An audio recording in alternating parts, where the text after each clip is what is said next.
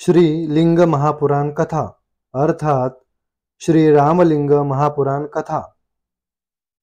सर्व साधकांना आनंदाची बातमी।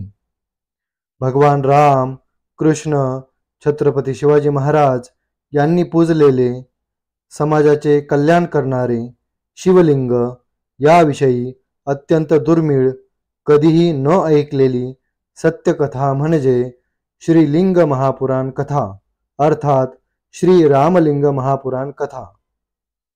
साधक हो, VBK ट्रस्टचे श्री अमृतमंथनेश्वर कल्किदत्त मंदिर, पाषाणवाडी, शिरूर, घोडनदी, जिल्हा पुणे, महाराष्ट्र येथील पंडित चतुर्वेद सायंटिस्ट श्री वत्सवक्षा भगवंत परमहंस परिव्राजकाचार्य श्री काशी विश्वेश्वरानंद सरस्वती महाराज यांच्या अमृतवाणीत श्री लिंग महापुराण कथा अर्थात श्री रामलिंग महापुराण कथा दररोज सायंकाळी 7 ते 8 या वेळेत अवश्य लाभ घेणे।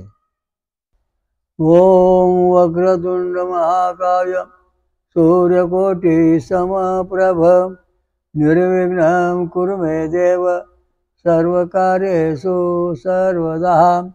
ओम गुरु ब्रह्मा गुरु विष्णु गुरुदेवो महेश्वरा गुरु साक्षात् परं ब्रह्म तस्मै श्री गुरवे नमः। ओम दत्त दत्त राम राम ओम दत्त दत्त राम राम ओम शिव शिव शाम शाम ओम शिव शिव शाम शाम ओम शांताकारं भुजगशयनं पद्मनाभं सुरेशं ओम विश्वाधारं गगनसदृशं मेघवर्णं शुभांगनं ओम लक्ष्मीकान्तं कमलनयनं योगवृधानगम्यं वन्दे विष्णु भवभयहरं सर्वलोकैकनाथं।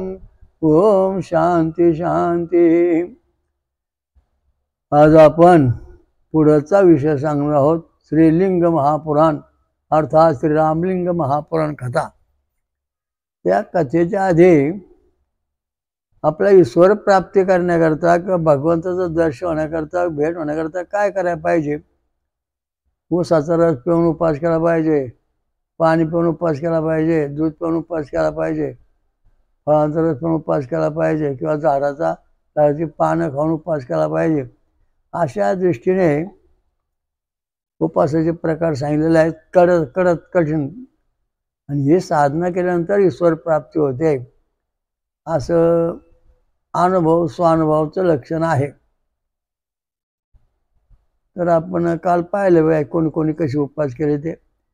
तर आज आपण जे पाहणार आहोत ते थोडंसं वेगळं, म्हणजे असं आहे की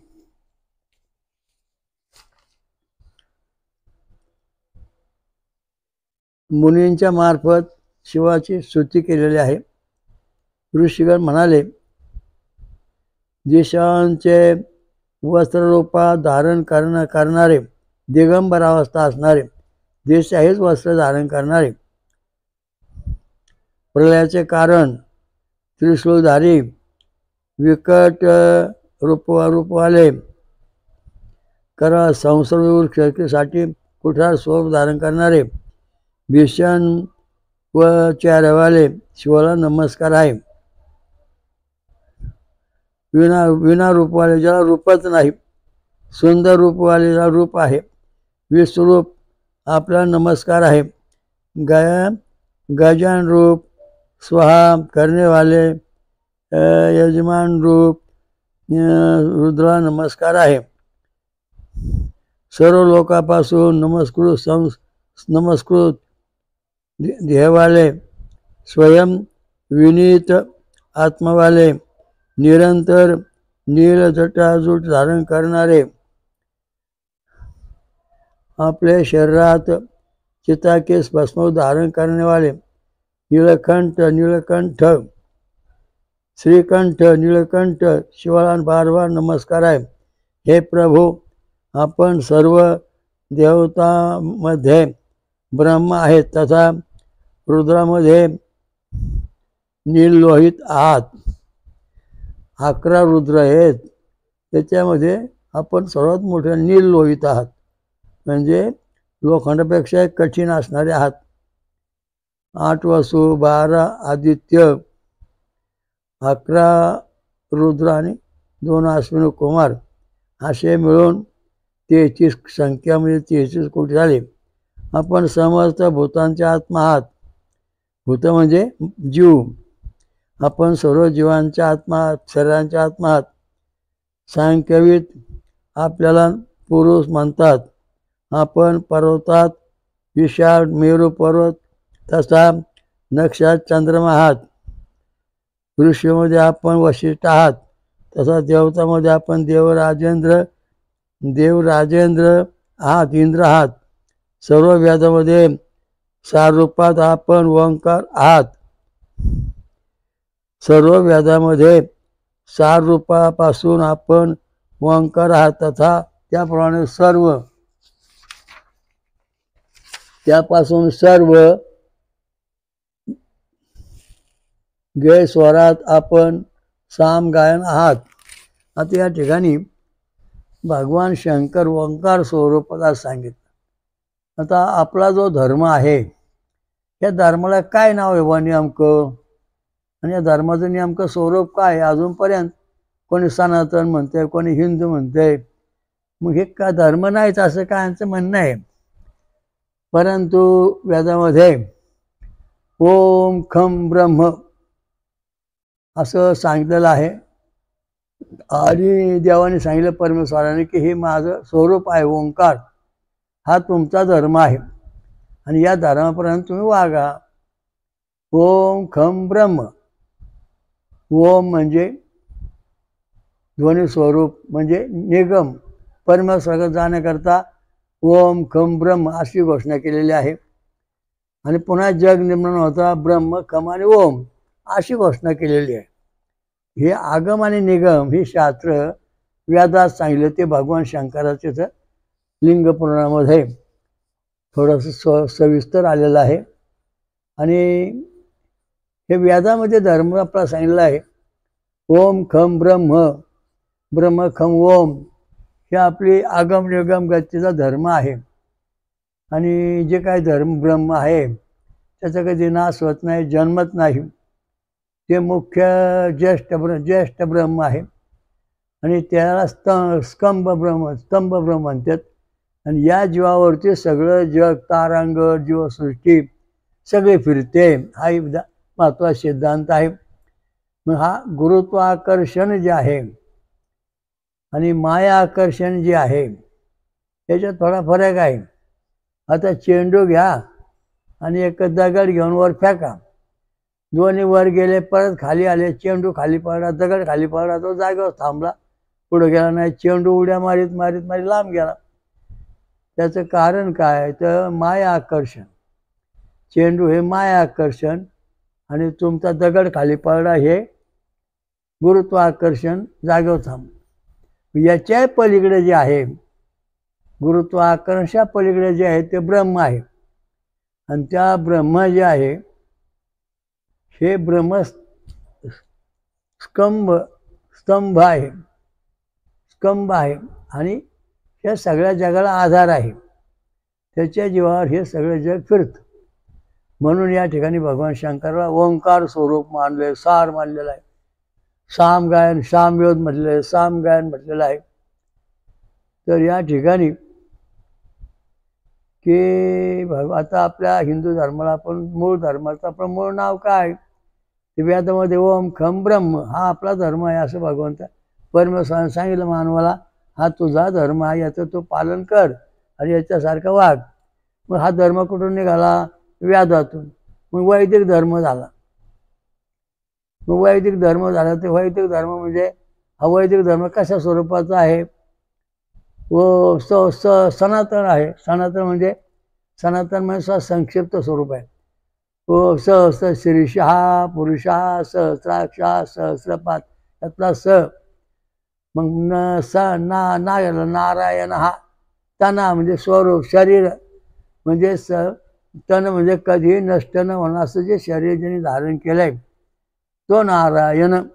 तर परमेश्वर युगानुयुग त्याचं शरीर नष्ट होत नाही, तसं तसं कायम राहतं. म्हणून सनातन धर्माचा मूळ देव जो आहे तो सहस्र शीर्षा पुरुष आहे आणि तो ब्रह्म आहे. आणि त्याच्यापासून मग ह्याच्यापासून ब्रह्मा विष्णू महेश झाले. मग ब्रह्मा विष्णू महेश झाल्यानंतर सनातन धर्म इथपर्यंत आला. सहस्र शीर्षा नारायण तना हा सनातन धर्माचा शॉर्ट फॉर्म थोडक्यात. मग याच्यापासून ब्रह्मा विष्णू महेश झाले. मग हिंदू हा शब्द कसा आला? ही म्हणजे हिरण्यगर्भ म्हणजे ब्रह्मदेव, बिंदू न म्हणजे नारायण म्हणजे महाविष्णू, दु म्हणजे दुंदुबी म्हणजे भगवान शंकर, ब्रह्मा विष्णू आणि महेश या तिन्ही देवांचं थोडक्यात सारा रूपाने जे नाव आहे ते हिंदू झालं. हिरण्यगर्भचा ही घेतला, नारायणचा बिंदू घेतला आणि दुंदुबीचा दु घेतला. हिंदू म्हणजे ब्रह्मा विष्णू आणि महेश या तिघांचे जे वंशज आहेत ते हिंदू धर्मातले लोक आहेत. हिंदुस्थान आहे आणि हे देव जिथे राहिले ते हिंदुस्थान अशी याची मूळ खरी शक्ती आहे. म्हणजे हा जो आपला धर्म आहे त्याची नावं जरी बदलली, त्याचा ओम जो आहे हा आपला मूळ धर्म आहे आणि तो आपण प्रत्येक मंत्रात कार्यात ओम वापरतोच, म्हणून हा ओम धर्म आहे. तर ओम हे परमेश्वर स्वरूप भगवान शंकराने सांगितलं याच्यामध्ये, त्याप्रमाणे या ठिकाणी ही अवस्था आहे. आता पुढं काय म्हटलंय?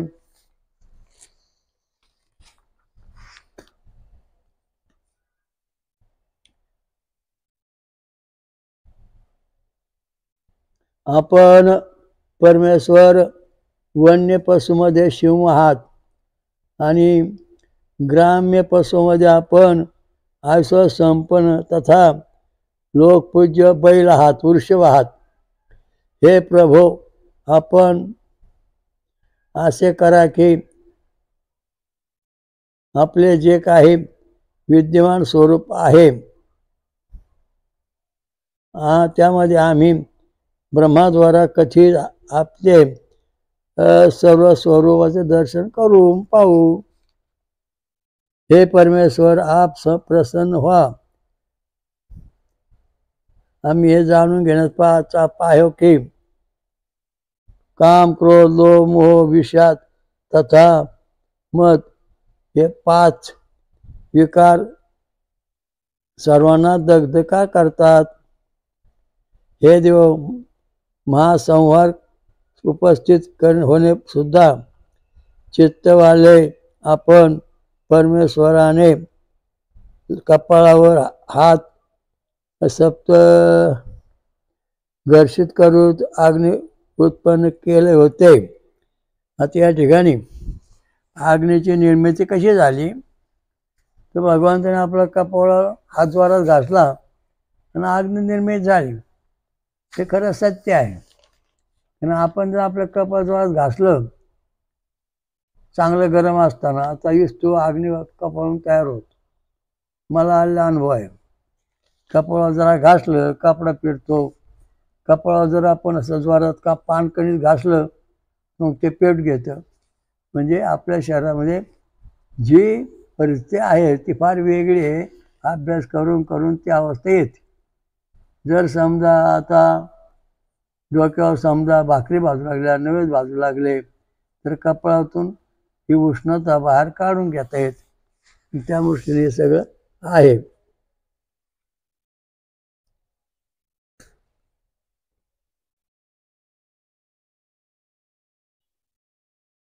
वरून ह्या अच्छे झाले आहे.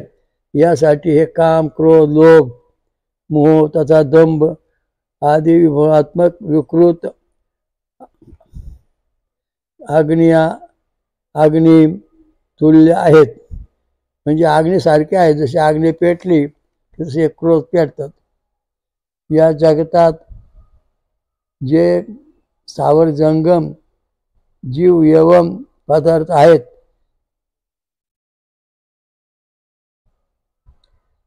हे सर्व आपल्याद्वारा उत्पादित अग्नीपासून जळून जातात. म्हणून हे सुरेश्वर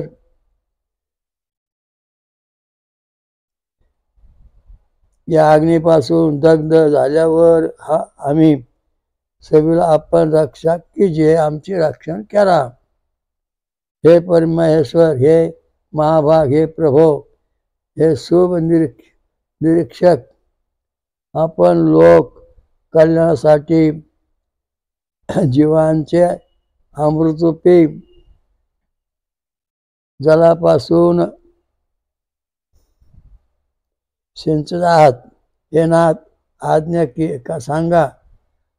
आम्ही लोक आपले वचनाचे पालन करण्यासाठी तत्पर आहोत.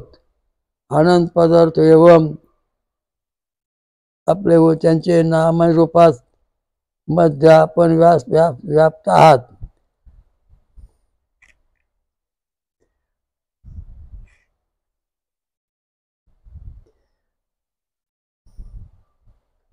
आपल्या पलीकडे आम्ही जाऊ शकत नाही. हे देवादेव, आपला नमस्कार आहे. म्हणजे परमेश्वराच्या पलीकडे आपण जाऊ शकत नाही, कारण आपले मानवी शरीर आहे. म्हणून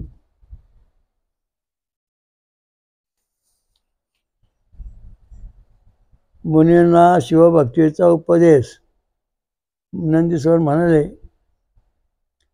या मुनीद्वारा संस्तुत भगवान महेश्वर त्यांची स्तुती ऐकून त्यांच्या प्रती अनुग्रहशील होऊन अत्यंत प्रसन्न होऊन त्यांना वचन बोलले. जो विप्र, आपण लोकांचा जो ब्राह्मण आपल्या लोकामार्फत केली गेली स्तुतीला वाचेन अथवा ऐकन,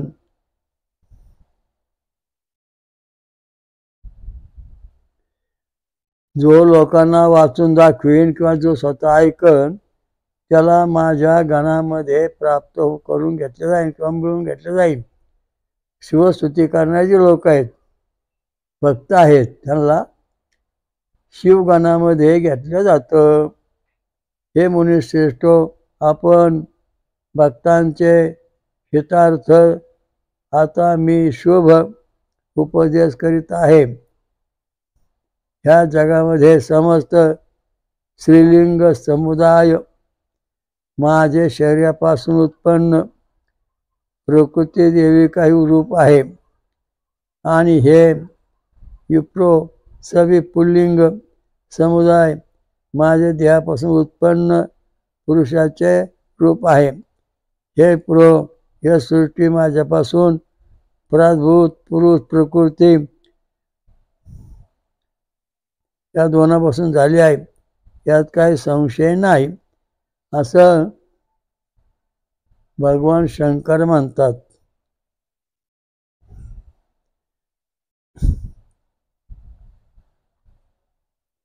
आता या ठिकाणी एक महत्त्वाचा मुद्दा असा आहे की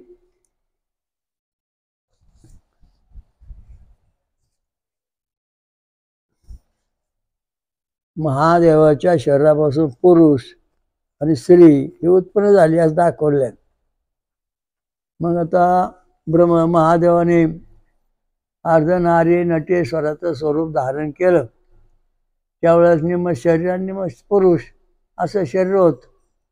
मग पुन्हा ते दोन विभाग झाले, म्हणजे स्त्री पुरुष झाले, आणि जगाचं त्यांनी पुढे नवीन स्वरूप धारण केलं, असं या ठिकाणचा उल्लेख आहे. सर्व शिवरूप आहे, यासाठी कोणाची निंदा करू नये. विशेषतः माझ्या भक्तीत तत्पर राहून उत्तम दिगंबर ब्रह्मवादी बाल स्वभावाले पूर्ण तथा चेष्टारहित यतीची तर कधी निंदा करू नका. साधू संतांची निंदा करायची नाही.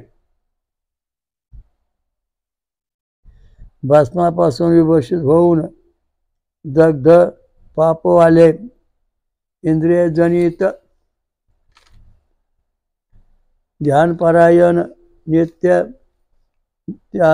नैष्ठिक ब्रह्मचर्याचे पालन करणारे तथा महादेवाची भक्ती तत्पर जो विप्र मन वाणी तथा शरीरापासून संयम लेखून महादेवाला यथोक्त रीतीने पूजा अर्थात करीत आहे तो रुद्रलोकाला प्राप्त होतो. ते प्रलोकात येतात त्याप्रमाणे त्यांचा पुनर्जन्म होत नाही.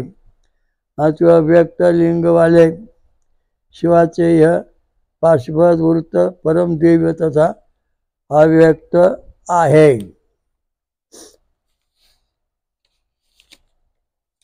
विद्वान मनुष्याला पाहिजे की भस्म धारण केले पाहिजे तथा मुंडीत शिर जो शिवस्वरूप वृत्ती आहे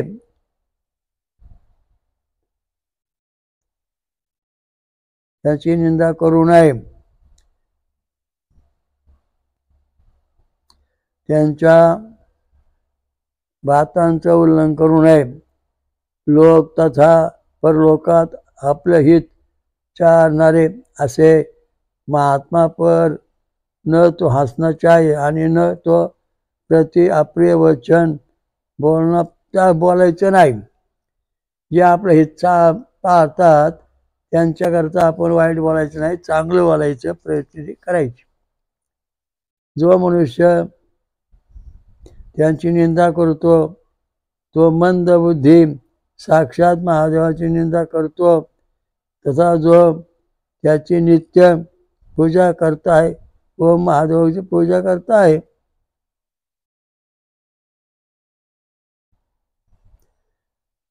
आता हा देवाचा भक्त आहे. त्याची लोक निंदा करतात पण तो तिकडे लक्ष देत नाही आणि तो आपली देवाची भक्ती करतोय त्याला शिवलोकात प्रवेश आहे. या प्रकारे हे महायोगी शिवजी भस्मभूषित होऊन लोककल्याणासाठी कामनापासून युगयुगात नानाविध क्रीडाय करतात. आणि एक गोष्ट महत्त्वाची या ठिकाणी आपल्या लक्षात आली की शंकर हे अमर आहेत, ते मरत नाहीत. आप लोक सुद्धा असे आचरण करा, यापासून आप लोकांचे कल्याण होईल तथा आप लोक बुद्धिसिद्धी प्राप्त करणार. या ठिकाणी मागचा मुद्दा आहे की भगवान शंकर हे अमर देव आहेत, ते कधीही मरत नाहीत. म्हणून अनंत योगात प्रत्येक योगामध्ये आपली लीला कला सामर्थ्य चालू त्यांचं. लोकांना प्रसन्न होणे, वरदान देणे, साक्षात्कार करून देणे, लोकांना भेटणे. अनंत योगात किती जग आलं किती मेलं तरी भगवान शिव आहेच. म्हणून या भगवान शंकर हा अमर देव आहे, न मरणारा, कधी न मरणारा. आणि याची भक्ती केली तर आपलं कल्याण होईल. और जे रोज महाराज त्यांची मढी बांधल्यात, जे रोज महाराज त्या महाराजांनी थडगी बांधल्यात आणि जो मरतच नाही त्याचं एवढं पाळल्यात, अशा त्या वस्तुती आहे. जो मरतच नाही त्या देवाची भक्ती करायची म्हणजे भगवान शंकर अमर आहे आणि अविनाश आहे. त्यांचीच एकनिष्ठ भक्ती केली तर आपला योगायोगी जन्मजन्मी आपलं कल्याण होईल. तसं कल्याण होणार नाही. एखादा महाराज आहे, तुम्ही महिलांनी लगेच बांधली, मूर्ती बसवली, पूजा चालली, पण तो जर शिव आराधनात नसेल तर तुम्हाला मात्र अधोगती मिळाशिवाय राहणार नाही. आणि तो जो महाराज अधोगती शंकराचाच उपासक असेल आणि त्याची तुम्ही साधना करत असताना तर त्याच्या मार्फत भगवान शंकर तुम्हाला प्रसन्न होणार. कारण आपल्याला अमर देवाची गरज आहे. जो देव अमर आहे त्याची उपासना करायची, हा महत्त्वाचा मुद्दा येत आहे. जो देव अमरच नाही त्याची काय भक्ती करायची. जो हांडा आहे तो गळतच नाही, त्यात पाणी भरून ठेवायचे म्हणजे आपलं कल्याण झालं. पण जे हांड्याला भोकन पाणी भरलं ते पाण्यात कायमच गळाते, मग त्या हांड्याचा आपल्याला काय उपयोग आहे. तसे हे महाराज, याचं मढ, त्याचं थडगं, याचं मंदिर, याचं मंदिर, हे सगळं आपल्या धर्मामध्ये भगवान शंकरा सोडून झालेलं आहे. प्रत्येक मंदिराजवळ भगवान शंकराचं मंदिर पाहिजे, अधिष्ठान पाहिजे. तेव्हा तुमची माऊला सटवाई महाकावा तुमचे महा म्हणजे देव, देवता म्हणजे वा गणपती, शंकर, हे सगळे जे जेवढे देव आहेत, रामकृष्ण सुद्धा त्यांच्या मंदिराजवळ शंकराचे पिंड पाहिजेच, मारुतीच्या मंदिराजवळ शंकराचे पिंड पाहिजेच. असं जर नसेल तर ते मंदिर नेगेटिव्ह आहे, तिथं देव नाही, तिथं फक्त जीव आहे. जीव भगवंत परमात्मा आहे. जीव आणि शिवाचं ऐक्य व्हायचं म्हणून प्रत्येक मंदिरासाठी शंकराचे मंदिर पाहिजे, किंवा जीव आणि शिवाचं हे ऐक्यरूप होऊन मानवाला सुख, शांती, समाधानाची भक्ती मिळते. आता तुमच्या घरातले देवधर्म काय काय लोक शंकराची पूजा करतच नाहीत. सोनं, चांदी किंवा पाषाण लिंग, अंगठ्या एवढं घरात पूजाला हरकत नाही असं सांगितलेलं आहे. म्हणून प्रत्येकाने शिवलिंगाची पूजा केलीच पाहिजे. जगातल्या प्रत्येक माणसाने शिवलिंगाला भजलंच पाहिजे. तसं जर भजला नाहीत तर तुमचं काय खरं नाही, कारण तुम्हाला अधोगती प्राप्त होईल.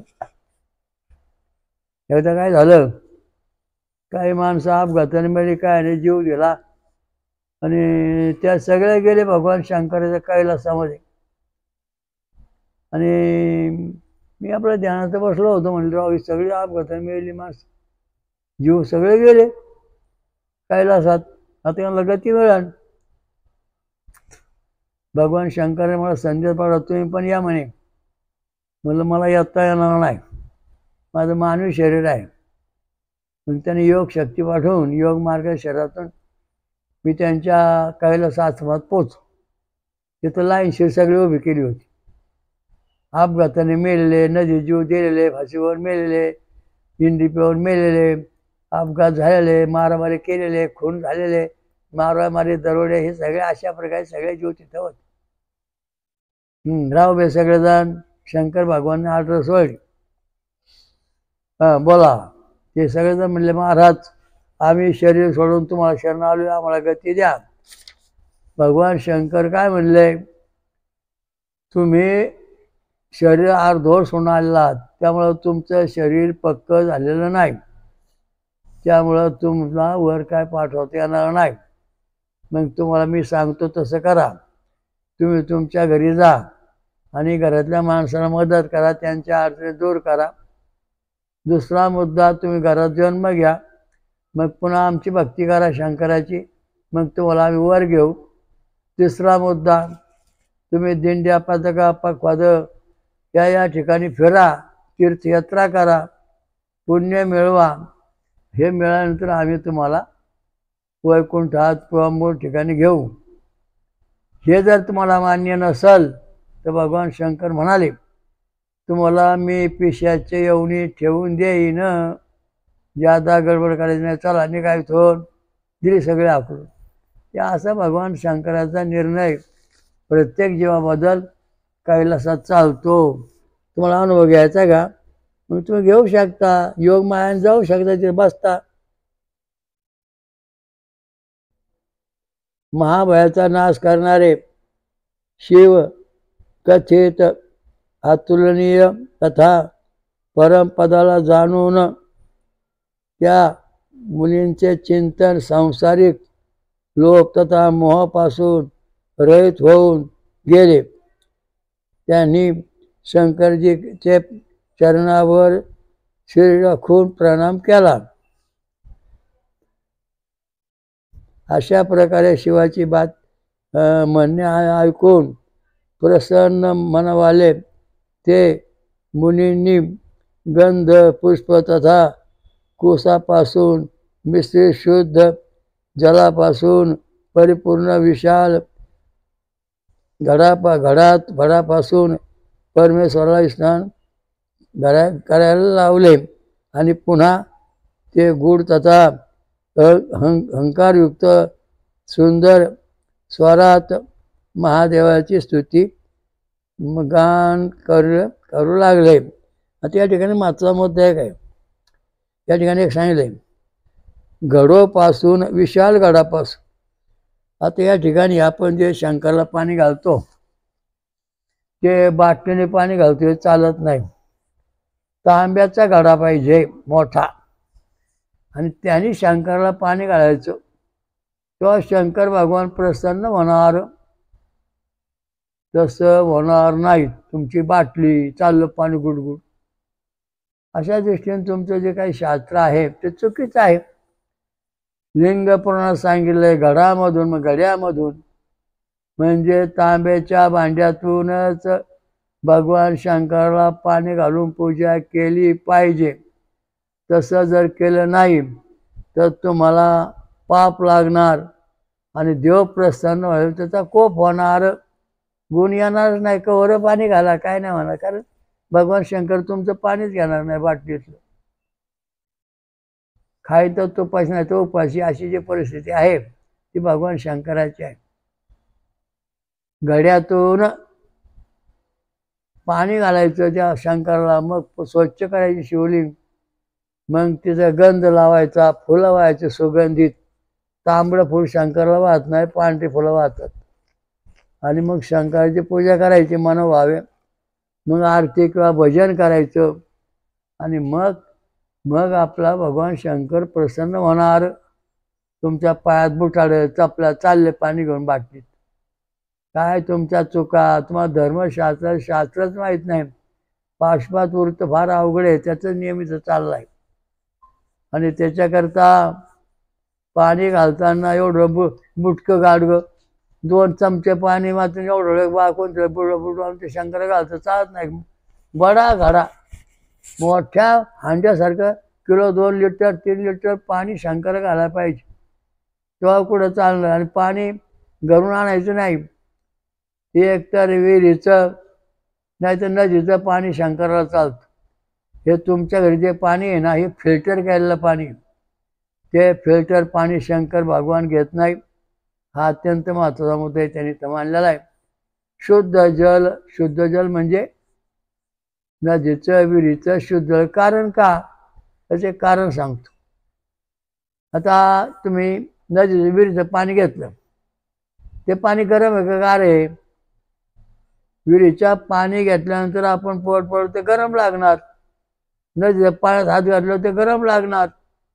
आणि आपल्या पिपातलं पाणी जे आहे त्यात हात घालून बघा बरं, अहो ते गार पाणी लागलं, गार झालं, थंड झालं. मग त्याच्यात जी ऊर्जा किंवा जी शिवशक्ती किंवा गंगामय शक्ती आहे, पाण्यामध्ये गंगे शक्ती आहे, ती कशी गरम अवस्था हली पाण्याची की तिथं गंगा आहे, आणि जेव्हा गार पाण्याची अवस्था होती तर गंगा नसते. आता तुम्ही जे पाणी आणताय त्याचं सुद्धा आपण संशोधन केलेलं आहे. एका भांड्यात पाणी ठेवलं आम्ही, आणि त्याला लाईट बटन लावली, जोर करंट दिल्याबरोबर पाणी एकदम वरचा बल्ब लागला, म्हणजे पाण्यातून करंट जातोय, हे पाणी शंकराला चालतंय, शुद्ध आहे. पण दुसरं पाणी आणून ठेवलं, त्याला लावला कारण तो बल्ब लागलाच नाही, म्हणजे ते पाणी शंकराला चालत नाही. ते इथपर्यंत हा महत्त्वाचा मुद्दा या ठिकाणी आपण शोधून काढलेला आहे. दुधाचं तसंच, दह्याचं तसंच. खराब दह्याचं दूध जर खराब दह्याचं दही असेल ना, तर त्यातून करंट जात नाही, बल्ब लागत नाही. आणि शुद्ध दही असेल ना तर करंट जातो. म्हणजे हे अत्यंत महत्त्वाचं संशोधन या ठिकाणी, की तुमचे जे देव आहेत ते खरे खोटे ते सुद्धा आम्ही दर रविवारी तपासून पाहतो. अनेक लोकांनी आपले देव तपासून नेले, ते करंट लावलं की वर बल्ब लागतो, म्हणजे त्या मूर्तीमध्ये जिवंत दैवी शक्ती आहे, सिद्ध झालं. पण ज्या मूर्तीला करंट लागत नाही, वर दिवाच लागत नाही, बल्बच लागत नाही, त्याच्यात करंट नाही, भगवंताची शक्ती नाही, ज्योतिर्लिंग नाही. तर अशा दृष्टीने आपण स्वतः प्रयोग करून पाहिलेत आणि करीत असतो मधून. तर अशा दृष्टीने सगळं शास्त्र शोधलेलं आहे. म्हणून परमेश्वराला पाणी घालताना तांब्याच्या भांड्यानेच पाणी घातलं पाहिजे. जास्तचं डबडं, बाटलीचं खोकं किंवा कुठल्या भांड्याने देवाला पाणी घालू नये. कृपया याची नोंद घ्या, कारण हे लिंग पुराणात सांगितलं आहे, माझ्या घरचं नाही, हे भगवान शंकराचं वाक्य आहे.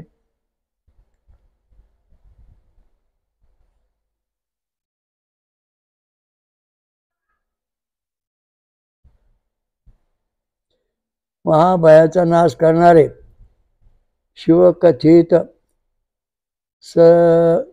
अतुलनीय त्याप्रमाणे परमपदाला जाणून त्या मुनींनी चित्त सांसारिक लोक तथा मोहापासून दूर होऊन त्यांनी शंकरांची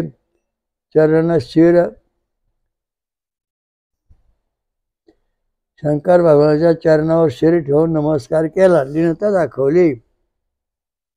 या प्रकारे शिवाचे म्हणणे ऐकून प्रसन्न मनवाले ते मुनींनी गंध पुष्प तथा कुसापासून मिश्रित शुद्ध जलापासून परिपूर्ण विशाल घोड्यांचे परमेश्वराला स्नान केले आणि पुन्हा ते गूढ तथा हुंकारयुक्त सुंदर स्वरातून महादेवाची स्तुती केलेली आहे. काही तर घड सांगला घडवसे विशाल घडवसे म्हणजे मोठ्या गडापासून मोठ्या भांड्यातून पाणी घालायचं आणि कुश म्हणजे ते सुगंधित वनस्पती आहे ती पाण्यात टाकून देवाला आंघोळ घालायची. देव महादेवाला नमस्कार आहे. अर्धनारीश्वर तथा सांख्ययोगाचे प्रवर्तक शिवाला नमस्कार आहे. मेघवाहन कृष्ण सदाशिव गजचर्माला अधोवस्त्रापासून रूपात धारण करणारे कृष्ण मृगापासून चर्माला उत्तराके रूपात धारण करणारे तथा सर्पाला यज्ञोपवीत रूपात धारण करणारे शिवाला नमस्कार आहे. सुंदर झाल्यानंतर अतिविचित्र कुंडल धारण करणारे सुंदर रचित मालाला आभूषण रूपात धारण करणारे शिवाचे उत्तम चर्माला वस्त्ररूपाने रूपात धारण करणारे तथा विस्तृत यशवाले आपण शंकराला नमस्कार आहे.